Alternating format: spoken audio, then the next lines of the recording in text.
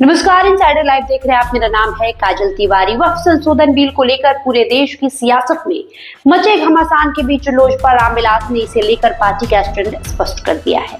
Party के chief और केंद्रीय मंत्री चिराग पासवान ने खुद बताया है कि वक्फ बिल पर उनकी पार्टी का क्या स्टैंड है। उन्होंने वक्फ बिल को लेकर मचे घमासान पर मुसलमानों को दो टूक में जवाब दिया है। चिराग पासवान ने कहा है कि वक्फ बिल पर हम लोगों का स्टैंड शुरू से क्लियर रहा है कि ये बिल कम से कम एक कमेटी में जाना चाहिए। मुझे इस बात की खुशी है कि जिस तरीके से जेपीसी में इसको भेजा गया, हम लोग चाहते थे कम से कम एक स्टेक होल्डर जो इससे जुड़ा हुआ है उसको अपनी बातों को रखने का मौका मिलना चाहिए। जेपीसी में हर पार्टी का प्रतिनिधित्व होता है और हर पार्टी के सांसद कमेटी में मौजूद होते हैं। हमारी पार्टी के भी सांसद अरुण भारती उस कमेटी के सदस्य थे। चिराग पासवान ने कहा कि जेपीसी कमेटी के समक्ष वक्फ से जुड़े हर एक स्टेक होल्डर ने अपनी बातों को रखा। मुसलमानों में भी कई ऐसे मुस्लिम हैं जिन्होंने बिल से जुड़े सभी बिंदुओं पर अपना समर्थन देने का काम किया है। हम लोगों ने शुरू से स्पष्ट कर रखा था कि कमेटी की जो रिपोर्ट आएगी, लोजपा रामविलास उसका समर्थन करेगी। कमेटी ने अपनी रिपोर्ट सौंप दी है। पार्लियामेंट में इस बिल के ऊपर चर्चा होगी। लोकसभा में अगर पार्टी की तरफ से कुछ बातों को रखने की जरूरत होगी तो जरूर रखा जाएगा। वहीं गृह मंत्री अमित शाह के बिहार दौरे और मुख्यमंत्री आवास पर एनडीए की बैठक पर केंद्रीय मंत्री चिराग पासवान ने कहा कि एनडीए की एकजुटता के लिए ये बैठक बेहद महत्वपूर्ण है।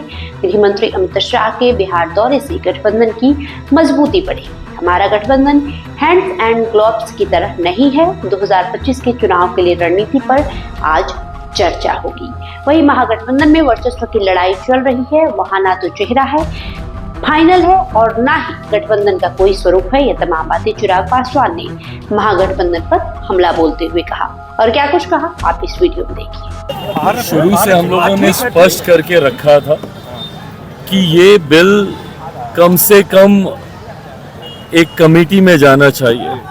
मुझे खुशी है इस बात की कि जिस तरीके से जेपीसी का गठन करके जेपीसी में इसको भेजा गया, हम लोगों की ख्वाहिश ये थी कि कम से कम हर एक स्टेक होल्डर जो इससे जुड़ा हुआ है उसको अपनी बातों को रखने का मौका मिलना चाहिए।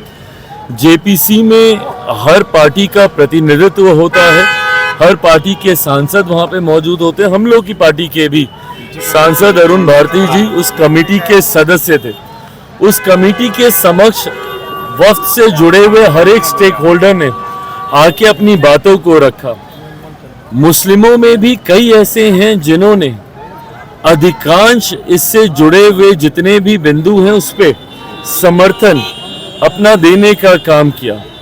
हम लोगों ने शुरू से इस बात को स्पष्ट करके रखा था कि कमेटी की जो रिपोर्ट आएगी, लोक जनशक्ति पार्टी रामविलास उसका समर्थन करेगी।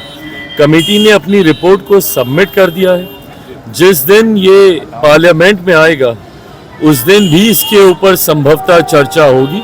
चर्चा में अगर कुछ और पार्टी को अपनी तरफ से रखने की जरूरत होगी तो लोकसभा में सदन के पटल पे उसको रखा जाएगा। ईद और नवरात्रि को लेकर जिस तरीके से माहौल बनाया जा रहा है, कैसे देखते हैं इसको? फालतू की बातें हैं ये सब, कोई जरूरत नहीं है। दशकों से ये सब होता आ रहा है। भारत का पुराना इतिहास रहा है जहाँ पे हर धर्म से आने वाले लोगों ने भाईचारे के तहत अपने अपने धर्म का विस्तार करते हुए बहुत ही सहज तरीके से जीवन व्यापन किया है।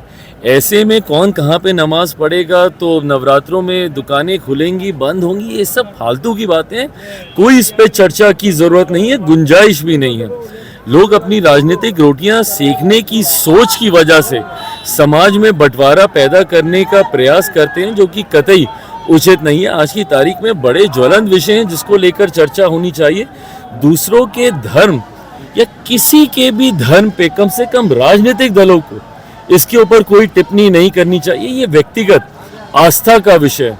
मैं मानता हूँ जिस दिन धार्मिक संगठन, भले वो किसी भी धर्म से जुड़े हों, जिस दिन धार्मिक संगठन राजनीति या राजनीतिक दलों का संरक्षण करना बंद कर दें और जिस दिन राजनेता और राजनीतिक दल धर्म के विषयों में हस्तक्षेप करना बंद कर देंगे तो कम से कम 90% समस्या वहीं पे हल हो जाएगी। समस्या तब उत्पन्न होती है जब राजनीतिक सोच के साथ इन विवादों को जन्म दिया जाता है। फालतू है, कोई जरूरत नहीं है।